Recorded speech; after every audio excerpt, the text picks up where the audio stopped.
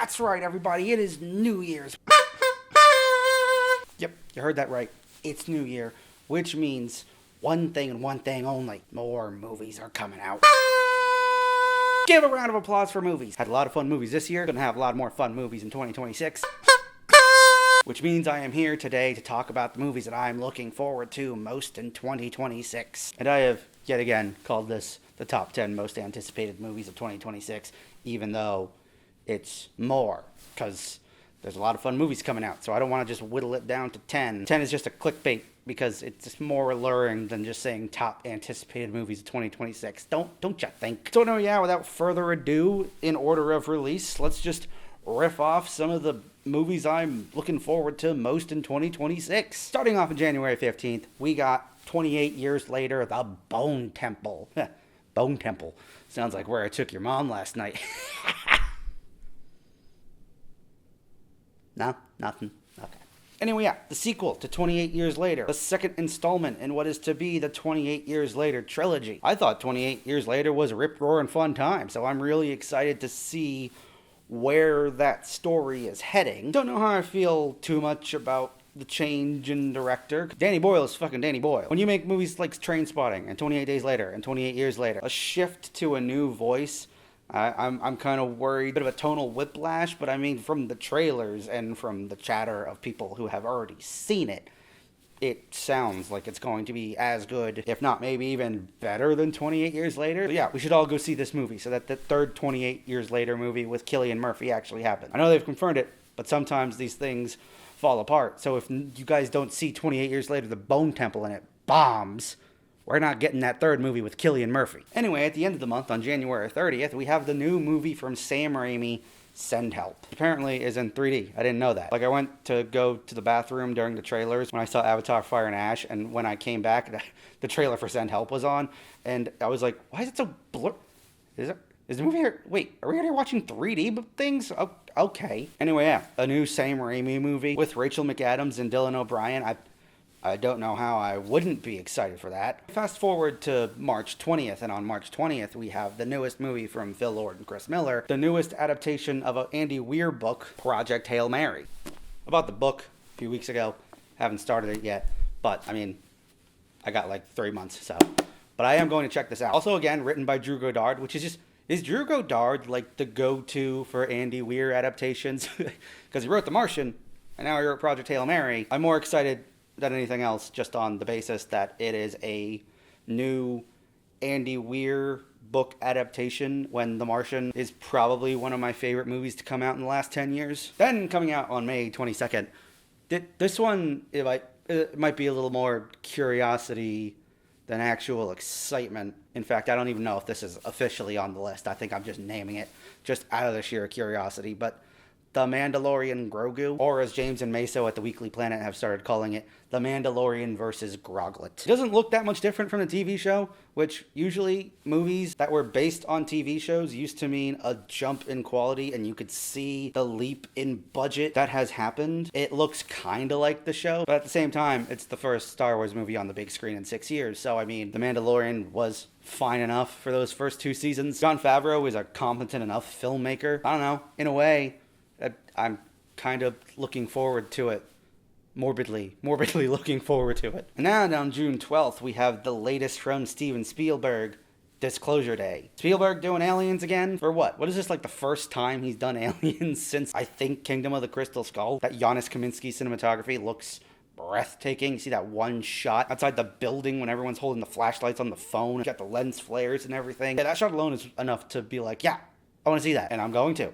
Because I can. And a week later, I feel like that release date is a little too close to a Spielberg movie. There's another thing that is more curiosity than genuine excitement. I would like to see Supergirl. I like Millie Alcock in House of the Dragon. I liked Millie Alcock for the brief moment that we got of her in Superman. Craig Gillespie is a pretty competent enough director. I like the Chris Pine Coast Guard movie, and I, Tonya, and Lars and the Real Girl. And I feel like this is the true testing of the waters for the DCU, because this is the first project where James Gunn does not have a writing or directing credit. So we'll see if the universe is made to last, or if it's just DOA, if the writer and director isn't James Gunn. I'm looking forward to a more accurate Supergirl. I didn't like a TV show with Melissa Benoist. But I mean, come on. Kara Zor-El was just a gender-bent Clark in that show. Wasn't really the Supergirl that you could buy being angry and rageful and deserving of wielding a Red Lantern ring. Then coming out on July 24th, we have the newest Evil Dead movie, Evil Dead Burn. Kind of hard to fuck up an Evil Dead movie. Every Evil Dead movie has something of quality to it. It's kind of disappointing that there is a Sam Raimi movie and an Evil Dead movie coming out in the same year, but they're somehow not the same thing. It's not an Evil Dead movie directed by Sam Raimi. Does he want to come back? Can we get him back? Sam Raimi, if you want to make another Evil Dead movie, you have my permission. Then, a week later, on July 31st, we have Spider-Man Brand New Day. All the chatter that people have been muttering about it so far, it sounds like it's going to be a pretty exciting return to form of a Peter Parker who is just broke and so down on his luck, and he's just trying his best to be the friendly neighborhood Spider-Man. Movie that's so street level that the Punisher is there. Doesn't get more street level than that, I tell ya. I think Destin Daniel Cretton is I Like Tom Holland Spider-Man. Sounds like it's gonna be a fun-ass time. Then on September 11th, we have Clayface. I don't mean to put all the superhero movies on there. It's just there are some superhero movies coming out that I think could be interesting and I really want to see. A Clayface movie that takes inspiration from the Clayface two-parter from Batman the Animated Series and is written by Mike Flanagan, directed by the guy who did Speak No Evil. So when are we at? Bring on my body horror DC movie. Then a week later on September 18th, we have a Resident Evil movie directed by Zach Kreger. Really don't think I need to say any more than that. If you've seen Weapons, if you've seen Barbarian, you know what a Zach Kreger movie is. Not to disparage the Mila Jovovich, Paul W.S. Anderson movie. I'm looking forward to a new creative team putting their stamp on Resident Evil and hopefully giving us something that's more in tune to survive the night horror elements of the game. Then October 2nd, Digger with Tom Cruise, directed by Alejandro Iñárritu. Feels like the first time that Tom Cruise is now stepping out of the comfort zone of the big action spectacle. So I'm looking forward to his first movie and I don't know what, like 15 years where he's doing like some serious dramatic acting. I mean, the trailer is just 90 seconds of him dancing around with a shovel, but it still looks fun as hell. Then we fast forward to the end of the year on December 18th. Another one of these is more curiosity than actual excitement. One of them I am looking forward to. That's right, on December 18th, we got Avengers Doomsday. One of these fucking movies is moving. Not only the fact that they're both filmed for IMAX, but it's also like right jam-packed in the middle of the holiday season.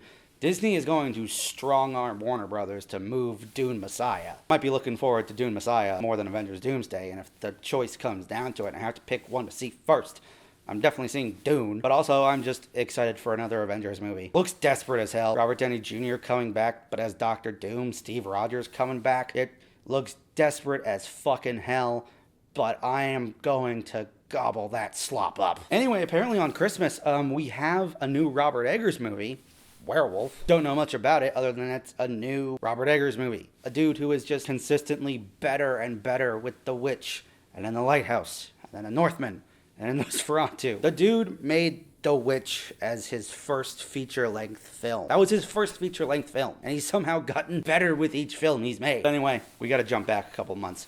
I didn't name this movie earlier because I really wanted to drive the point home of it being my most anticipated movie of the year. My most anticipated movie of the year doesn't come out in December, comes out on July 17th, Christopher Nolan's The Odyssey. Could really just leave it at the fact that it's a new Chris Nolan movie, but it's Chris Nolan doing the Greek epic, one of the oldest texts of fantasy that we have. But aren't you worried that the armor isn't historically accurate? I'll fucking kill... I don't give a fuck about the armor. But Christopher Nolan is one of those directors that just no matter what, I'm always going to be there day one because Chris Nolan is the director. I saw The Dark Knight when I was 12 and I thought, I like movies a lot and I want to make them. Huge inspiration for me just as a filmmaker and as a lover of film. So it's just kind of have to be there day one forever and always. Also like Spider-Man Brand New Day, it also has John Bernthal and Tom Holland. That's like 2 weeks in a row in July that you're going to see the Punisher and Spider-Man hamming it up on screen. So anyway, yeah, there's all the movies I'm looking forward to in 2026. Cheers to the new year.